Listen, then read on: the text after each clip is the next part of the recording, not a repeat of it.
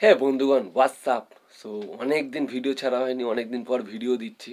তো আমাদের বেশ কয়েকদিন ধরে ভাবনা চিন্তা করা হচ্ছিল কোথাও একটা ঘুরতে যাবো, বাট ডিসাইড করা হচ্ছিল না যে কোথায় যাব। ঠিক সেই সময় হরিদা বললো তাহলে আমার দেশেই চল, ক্যানিংয়ের একটা ভালো সাইট সিন আছে ডাবু, সেখানে যাওয়া হবে। তো আমাদের সব কিছু ভাবনা চিন্তা করে সেখানে ডিসাইড করা হলো সেখানেই যাব। তো আমরা 9-10 জনে মিলে গেছি, মানে বুঝতে পারছো কী হট্টগোলটাই না হয়েছে। তো আজকে যে ভিডিওটা তোমরা দেখছো সেটা হচ্ছে কিন্তু আমার পুরো ভিডিওর কিন্তু একটা জাস্ট ট্রেলার। মানে 9-10 জন যেখানে গেছি, মানে বুঝতে পারছো কী হতে পারে। সো এই ভিডিওটাও দেখতে থাকো, আর নেক্সট ভিডিওটা কিন্তু দেখতে কেউ মিস করবে না। প্রচুর হট্টগোল হয়েছে, প্রচুর ভেলতাল হয়েছে। তো দেখতে থাকো, স্টে টিউন গাইস, বাই।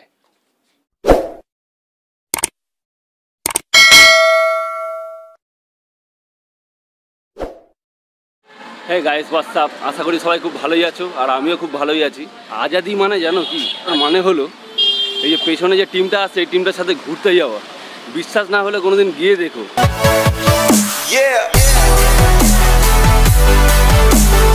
আমাদের চিনুদা, পরে আমাদের ডিকে ক্যাশিয়ার, ওয়াদা অ্যান্ড কোলেদা। তো আমরা এখানে 6 জন আছি, আরও 3 জন আমাদের সাথে যাবে, মোট 9 জন। আমাদের মেন টার্গেট ভোগলেদা। আমরা যাব ক্যানিং, এখান থেকে ব্রিজ থেকে বালিগঞ্জ থেকে ক্যানিং। আপাতত আমরা ভাবছি ক্যানিংয়েই যাব। আমরা ভাই এই গলিতে কোনোদিন আসিনি, এই যে ব্রিজের যে মেন ভেতরের গলি কোনোদিন আসিনি। তবে ফোকেদা জানি না কীভাবে রাস্তাটা চেনে। আমি শুনেছি গাঁজা ফাজা কিনতে আসে, তারা এই গলিতেই আসে ব্রিজে। কিন্তু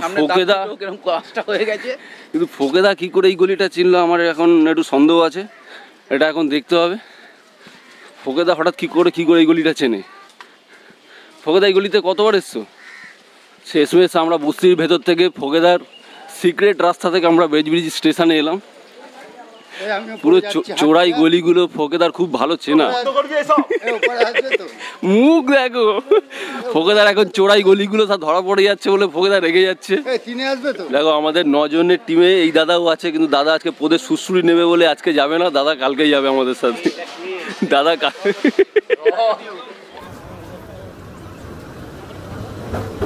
ফোকেদা শোনা কি বলছি, ফোকেদা রাগ করো না। বলছি আমরা যদি এখান থেকে উড়িষ্যা ওই এতে যাই, অসুবিধা আছে তোমার? না এখান থেকে ফোকেদা সোমবারের মধ্যে চলে আসবো আমরা 2 দিনের মধ্যে। ওখানে আমরা যাচ্ছি না। আমাদের 9 সাইডের গোলকিপার চলে এসছে। একই ট্রেনে উঠেছিলাম বালিগঞ্জ থেকে, কিন্তু আলাদা বগিতে থাকার কারণে আবার এখন চলে এসছে। মোটামুটি এটা আমাদের প্রাক্তন কোচ মিস্টার ভোগলে, আমাদের ক্যাশিয়ার, আমাদের গোলকিপার, কোচ, সব কোচ। মোটামুটি এটা পুরো ফুটবল টিম হয়ে গেছে।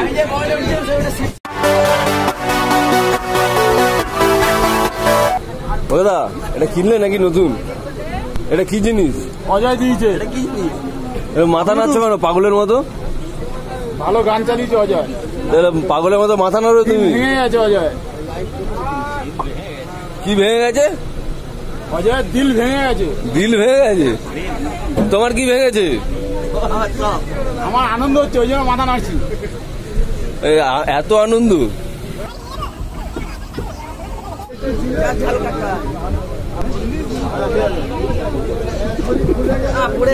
কি গান শুনছে ভোগেদা, কিন্তু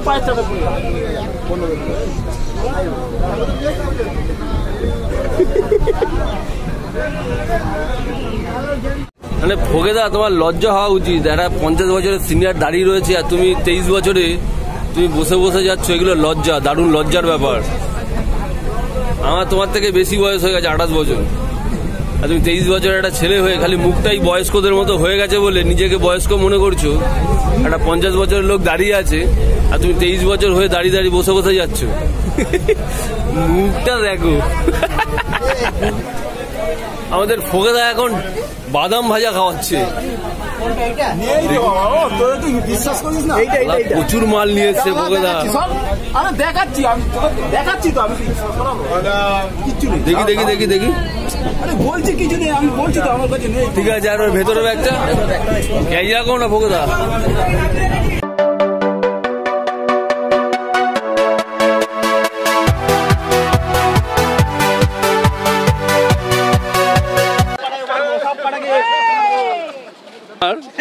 আর তুই কি? অবশেষে আমরা দীর্ঘ প্রতীক্ষার পর ক্যানিং স্টেশনে এলাম। দীর্ঘ প্রতীক্ষা এই জন্য বলছি, টাইম তো আমাদের বালিগঞ্জ থেকে 1 ঘন্টা, কিন্তু আমাদের দিকে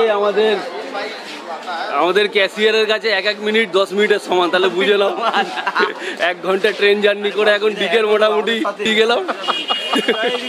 এখন আমাদের টোটো ধরতে হবে। দাও জল তুলবে না আমার জল তুলবে দেখো না আমি বরফে রেখেছি মাছটা ভালো থাকে। ছোলা মটরটা নিয়েছিস? ওই তো দিয়েছি।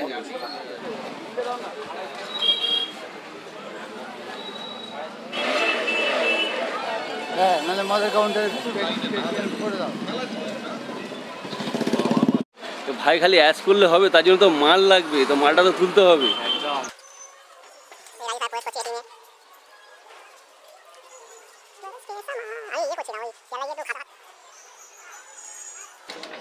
ভাই মাল উঠে গেছে। মাল উঠে গেছে। এই কটা মতো ফোকেদা চলে এসছে, মানে যেখানে মোটামুটি খাবার দাবারের গল্প হবে, ফোকেদা মোটামুটি গন্ধ শুকে শুকে ঠিক জায়গায় চলে আসবে।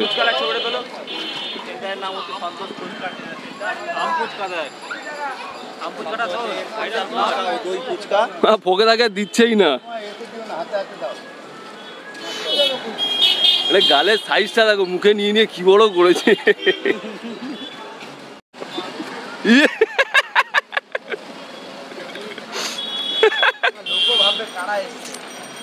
কোথা থেকে আসছে এইসব জন্তু জানোয়ার। আর মোটামুটি খাবারের সাজ সরঞ্জাম কিনতে কিনতে পুরো মোটামুটি সন্ধে করে দিল। আর আমরা যেখানেই যাই মোটামুটি খাবার দাবার সব কিনে নিয়েই যাই, কারণ অন্যের ভরসায় আমরা থাকি না। আর যদি কিছুটা বাকি থাকে খাবার দাবার, তাহলে আমাদের পেছোদা আছে, বাদ বাকিটা বুঝে নেবে যদি আর কিছু বাকি থাকে। 1.5 কিলো চিংড়ি মাছ। ক্যানিং স্টেশন থেকে এখন হেরো ভাঙার অটোতে উঠবো আমরা। আগে বললাম পিছন পিছন দৌড়ে আসো, ফোকেদা তাও আছে এখানে গাদাগাদি করে ঢুকবে। একটা অটোতে 8 জন, ক্যাজরা দেখো।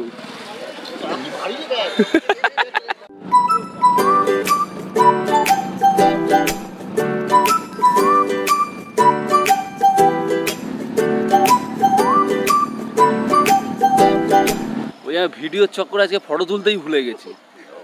আর ফোকেদাকে সাথে নিয়ে ফটো তোলার একটা আলাদা মজা আছে, সেটা না দেখলে বুঝবে না। ফটোগুলো তুলি, তারপরে দেখা যাবে।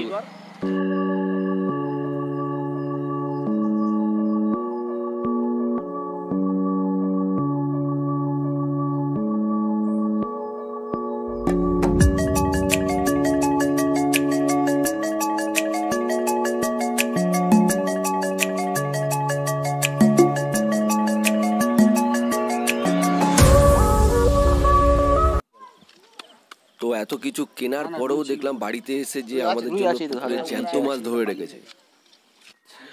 ওফ, মানে অবশেষে আমরা আমাদের প্রথম ডেস্টিনেশনে এলাম। পুরো সন্ধ্যা হয়ে গেছে, এখন চিংড়ি মাছ ফ্রাই হওয়ার জন্য প্রস্তুতি চলছে। আর এদিকে চিনুদা খাওয়ার জন্য অধীর আগ্রহে বসে আছে, কখন হবে আর কখন খাবে।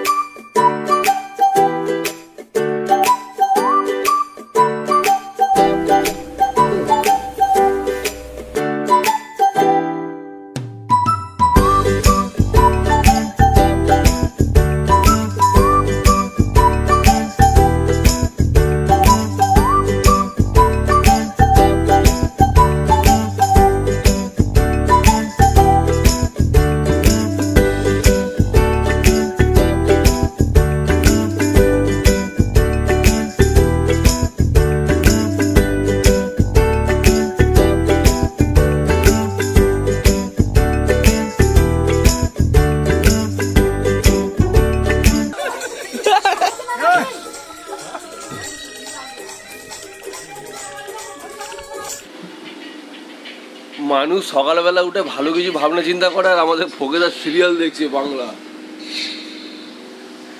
সকালবেলা কাজ নেই, এই ইউটিউব সকাল সকাল খেদে কোনো কাজ নেই, বাংলা মেয়েদের মতো সিরিয়াল খুলে বসে পড়েছে। মানে কি মাছ। Good morning. সো ভাই লোক এতটাই ছিল আমার ফার্স্ট ট্রেলার।